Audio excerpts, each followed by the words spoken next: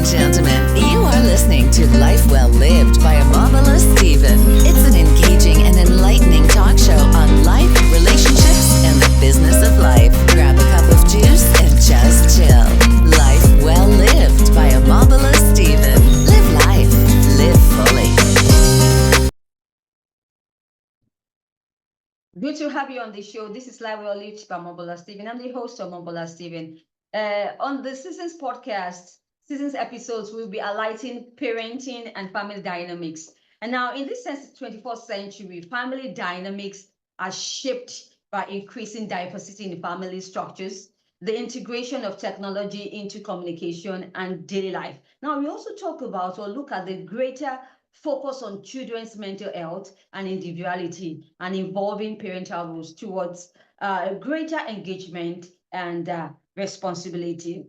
Now, the importance of us engaging in parenting and family dynamics topics can never be emphasized, especially in these dynamic times that we are in the 21st century. I'll be excited to talk about how the unique leadership challenges that is faced by parents in executive roles on today's show. And I'm deeply honored to have Shayna Bergman, who is the executive and leadership coach with a background in corporate leadership, explore this topic with me on the show today. Great to have you, Shayna. Thank you for having me. Happy to be here. Great to have you and looking forward to a great time indeed. Now, you work with high achieving parents, navigating demanding careers and the evolving dynamics of family life. So, what can you say about your experience so far? So I've lived it myself. I spent many, many years working in the corporate space while at the same time I was having and raising little kids. And while I was in the corporate space, I was getting promoted and, moving into leadership roles and living for myself that juggle of how to both be raising my family and also be showing up at work. And as somebody who was a high performer, high achiever, I, like many people, wanted to be doing my best in all of the areas of life, be it work, be it family, be it other areas as well. And I saw firsthand what that struggle is like to try to do it all well. And oftentimes feel like you just can't because you're pulled in so many directions with so many demands that it's nearly impossible. And so, through a series of different events, got myself to a place of saying, okay, I think I figured out what works for me and what I need. And now I'd like to be able to give that to others and help others who are in the same situation, who are approaching overwhelm or burnout or feeling like there's just no way to do it all. All right, that's good to know. Now, we understand that each family has the unique family leadership challenge.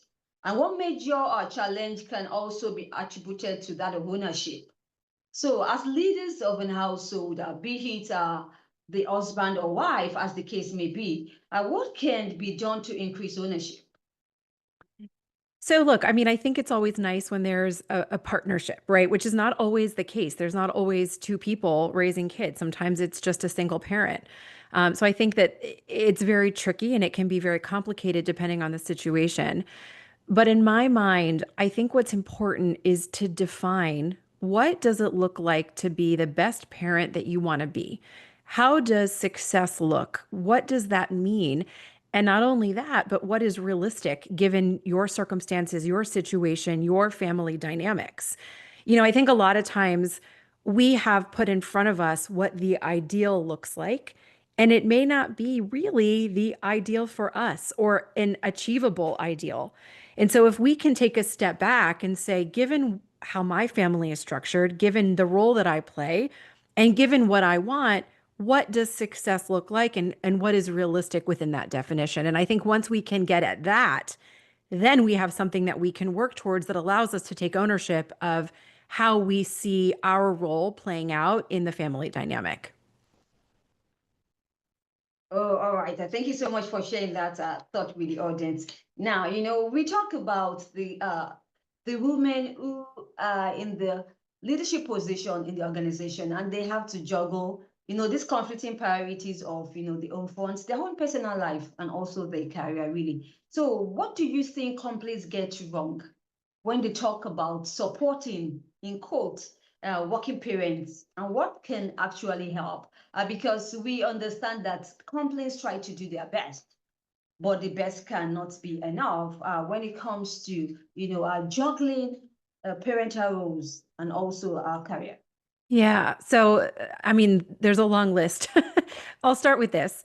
I think companies have gotten better about talking about the fact that they recognize that people have priorities outside of work. But the term that is often used is work-life balance. And what that to me means is that you are being able to give equal time at work and equal time at home. That's what a balance is. But in reality, that is nearly impossible. And I don't believe in the word balance, work-life balance. And so the first thing I think they're getting wrong is using that language as if that is the bar that we're trying to strive for. And so to me, instead, we need to be figuring out for each individual, what does work-life integration look like? What does work-life blend look like? Because everybody's situation is different and everybody's situation is evolving day to day, week to week, month to month, and year to year, depending on what they have going on at work and what they have going on at home. It's not static, it doesn't always stay the same. And so I think companies don't do a great job of recognizing that sometimes there has to be a customized approach to each person. Secondly, I think that there is this hope that there are people modeling what work-life blend looks like. But in reality, having worked in a very large organization and now working with many, many large organizations, it is very rare that you look at the top, you look at the leadership, and you see them doing that blend and that integration well. Instead, what you see at the top are people who are very stressed out, people who are unable to show up in all the places in their life in a way that feels healthy to them, and people who are putting pressure on the people that work below them to show up completely at work without giving regard to whatever their needs may be at home. And so what I would like to continue to hopefully push is that leaders, whatever that looks like in various businesses and organizations, really think about how are they modeling what that blend looks like? Because if they're not modeling it, their people can't see what it looks like. I also think that I think that there is a false narrative around what people need in order to make it work. We have a lot of assumptions. We assume that everybody is like me, everybody is like us, when in reality, everybody's needs are different. In one case, you may have somebody who is juggling small children. In another, you may have somebody who's juggling a teen who has very different needs than a small kid.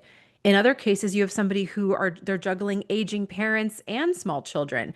In another situation, you have somebody who's got an ill partner. Everybody's situation looks different. And so what it means for them to show up in their personal lives and their professional lives looks different. So what I'd like to see instead is recognition, A, that everybody is different.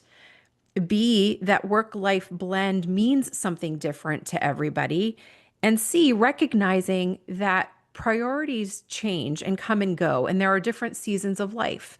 And so if we can instead start to teach people what it looks like to prioritize the different aspects of your life at different times, now we have that push-pull that can start to happen. So for example, that may look like somebody recognizing, gosh, I have a big client meeting at the end of the week. And so this week I need to put a lot more effort in at work, longer hours, more time with the team, because we've got something really important happening on Friday.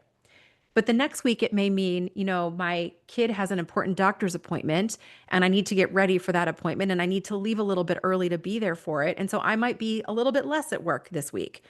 It's not even all the time. And so I think if we can start to recognize that that is what's happening, now we're giving people the autonomy to be able to prioritize what they need. Now, certainly, it's not to say everybody just gets to willy-nilly show up at work whenever they want. There absolutely needs to be expectations, but the expectations currently that I see being set are unrealistic for somebody who is juggling all those things to meet. Right now, juggling, we keep emphasizing the word juggling, right? This is the reality for parents, and especially those who assume leadership roles in the organization. So how Mhm. about them transferring their parental roles, skills, or knowledge that they have to the workplace. Can this actually help? And look, I think we're not having enough conversations about what the juggle is. I think Hmm. we have a lot of assumptions about what that looks like because of our own experiences. But if we sat down in a room of women who are parents and who are in leadership or executive roles, and we ask them, tell me about what your day looks like. Take me from morning until night. And, take me through a typical day, take me through a hard day, take me through an easy day. I think we would learn a lot more than what we think a typical day looks like. And in particular, it happens to be that for a woman running a household, there is the additional mental load. So it's not even the things that we see. It's not just the running to the different various sports leagues that they have to go to. It's not all of the doctor's appointments. It's not just the carpool. It's not just the making lunches. There's also all of the things that are happening in our head that we have to keep straight that somebody can't see because a lot of that falls on us. I'll give you a perfect example, a personal example. Yesterday, I work a full time job, I run my own business. Yesterday, I was on client calls during the day, and my daughter was sick. And so the school called me probably 10 times within an hour, and I had my phone on Do Not Disturb because I was in a presentation. They never once called my husband, even though they have his phone number. And so it fell on me to now see I have 10 missed calls. What's going on with my daughter? Thankfully, it was just a little fever. I had to go pick her up. It fell on me. Nobody pulled in my husband. Now, I did once I found out what was happening and we partnered on what was our plan. But I think that that is the reality of so many people is that a lot of this falls on the mom to figure it out, to fix it, to be the one to swoop in and make it happen. And we haven't yet figured out how do we pull in to the extent that there is somebody else to lean on, whether it's, a grandma or it's a spouse or whatever it may be. Our society is not built in a way that realizes that there are other people that can potentially lean in here. And so, fortunately, I run my own business. I didn't have to ask for permission to go get my daughter, but that's not the reality of a lot of people. Certainly in the corporate world, should that have happened, now I got to find somebody on my team to fill in. I got to let people know that I need to step out. I got to make sure somebody can cover what's happening in the afternoon. I still have to get my work done at some point, right? And so there's this complication that I think we don't fully realize until we have that dialogue more regularly with real people living what's going on. So to me, that is the next step is to really get nitty gritty on what is people's lived experiences so that we can now respond more thoughtfully than what we're doing in general here in corporate.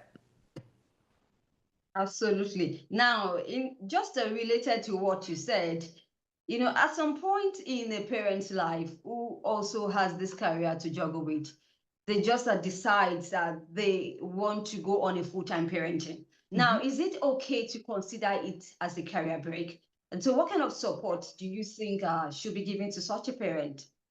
Yeah. Look, I mean, I think again, this goes back to what you want your life to look like. And if somebody wants to take a break and they want to be a full-time parent, absolutely. If that makes them happy, absolutely they should go for that. I think what's happening, unfortunately, is that a lot of people are feeling pushed into that rather than it being an intentional choice because they see there's no way to do it both the way that they want to do it. And so they feel forced to make a decision and maybe step out of the corporate life. Now, if it's a decision that's very intentional and it's not forced and it's what they want, absolutely. And look, I fully believe if you are a full-time parent, you are gaining so many skills that are transferable back into the workplace if and when you decide to go back in. I think the complication comes in when somebody sees a break on a resume or they see that somebody, wasn't working in the corporate space or in any space for a period of time. I think there are assumptions made there too. They've fallen behind.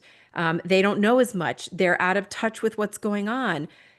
They must, prefer their family over work all the time. And so they're not going to be serious here. There's all these assumptions that we create rather than saying to somebody, tell me about the break. Tell me what that did for you. Tell me how that might help now that you're thinking about coming back. And the reality of it is, you've got somebody who is a master at juggling all the things and managing all the things and dealing with the toughest bosses ever, which are their children. And so for them to bring that back into the workplace, that is a huge, huge benefit. And I don't think we give enough credit to people that are, making a choice to stay home for a period of time. Absolutely. Thank you so much, Shayna, for sharing your thoughts on this very interesting topic indeed. So we have some folks out there, some parents out there who also have children interested in making career choices. So how can parents begin to support their children's career choices? Because even at that, they still have to also balance their own career, priorities. Yeah, look, I mean, I think first of all, I have younger kids. So part of this is, my own opinion and also recognizing my kids are not yet at that age. So I know that. That being said, I think it's important to support your kids in what it is that they love. Because at the end of the day, I think that we have often in society, at least in this society, pushed our children in directions that we think is best for them. And what happens is you end up having a lot of people like clients that I see who have invested in, their careers, time, money, etc. And then they wake up one day and they say, I've lived this whole career for somebody else and it wasn't for me. And now I realize I'm not happy. And I regret that I put this much time and effort into this career. And I really wish I had pursued this other thing. So being on the other side of it and seeing a lot of clients that come to me this way, I would suggest people support their children in the things that they are naturally passionate about for now. Certainly, there are realities that we have to consider. At some point, we need our children to fly the coop and be able to pay for themselves. We need them to be able to support families at some point. So there are realities that play in. But I think it's important to not push them into something that's for us and not for them. And I'm going to give you an example. I have a client right now who is a partner at a law firm. He's very successful. He has invested a lot of time and money in his career. He's in his late 50s at this point. One of the reasons he's coming to me for coaching is because he wants to pivot his career. He has realized he has been miserable for the majority of his life in a career that he did to fill his dad's dreams. And he did it all really well. But he looks at his career and he says, I was never happy. I'm incredibly stressed. He's now divorced because he was not living a happy life and his spouse didn't want to be around him. His children can't stand him because he was never showing up as a dad because he put everything into his career, which wasn't even for him. So he's now at a place in his life where he's waking up and saying, I need to start again. I have a chance to have a second shot at my life. I'm going to throw away all of this stuff that I invested in so that I can actually pursue what I love. And what he loved all along this whole time was art. He really loves art. He's very creative. And so he wants to put passion back into that. And he has a lot of questions right now about what would have happened if I had pursued that path? Would I be happier? And we can never know the answer. But I see a lot of people that find themselves waking up in a career that was never for them. And so, as a parent, seeing that, my decision is to help support my children in the things that they really love to do. And at some point, I'll help guide them so that they can kind of figure out how to blend what they love with what can also support the lifestyle that they see for themselves, because that has to happen. But I think we need to be careful to push children in directions that they don't want to be going in. Shayna, any exciting news, any important information or project you think is going to add value to the audience? Come on, you can share if you have any. So I have a lot of things going on. I'll share a couple with them and then I'll share something that I would like to offer to them. So a lot of the coaching that I do is one-on-one individualized coaching. And again, I support mostly parents in leadership roles. I also offer group opportunities. And so if somebody wants to come in and be, with others, in community with others, that's also an option. And then I go into organizations and businesses and I coach individuals there, I coach groups, and I do a lot of workshops as well on topics that are related to this. But most importantly for your audience, I also have an awesome free guide to how to really be an empowered parent and leader. And it's called Empowered Presence. It's a guide to leadership mastery, both at work and at home. And so I will send you the link and you can share it with your audience, and that way they can get access to this free guide. And hopefully it gives them a little bit of food for thought and a starting point for how to start to rethink about what they want their life to look like, both personally and professionally. Good to know. Thanks for your thoughtfulness, Shayna. We would love to have your social media handles on your website. Come on. Absolutely. So I'm at shaynabergman.com. It's SHAYNA bergman.com. And then social media is at Shayna Bergman Coaching, and they can find me on Instagram, on Facebook, and then I'm also on LinkedIn as well. And I post very regularly and always happy to engage with any questions that anybody might have. All right, good to know. Thank you, Shayna Bergman, for sharing your thoughts on today's show. We will definitely include the free guide in the show notes going forward. The Fantastic. audience really want to appreciate your thoughts, your professional expertise in this regard as concerning the unique leadership challenges that is faced by parents in executive roles. Now, Shayna is an executive and leadership coach with a background in corporate leadership. And we had a great time exploring on this important topic, especially as it relates to the women out there. We have a lot, to deal with as the woman, as the mother, and also, the career priority that is a reality in front of us. But I really want to appreciate you for this expository insight that you've offered to the audience going forward. We wish you best of luck in all of the projects you embark upon, Shayna. Thank you. Likewise, and thank you for having me. This was great. Great to have you, and it's really a delight and honor to have you indeed. It's been lively from Omobola Stephen. We had a great time exploring this topic indeed. If you'd like to catch up with any missed episodes of the show, you can do so on any podcast distribution platforms or any podcast promotion platforms you bump into. I do have a great time in this season's episodes as we focus on parenting and family dynamics in the 21st century. Now, such a great topic of discussion, you will say. It's been great indeed having Shayna Bergman explain this topic with my audience indeed. I will talk to you soon. Thank you for joining me, and I need you to stay safe. Thank you once again, Shayna. That was a great show. Thank you. Yeah, sure. If you enjoyed today's episode, make sure you subscribe and leave us a review.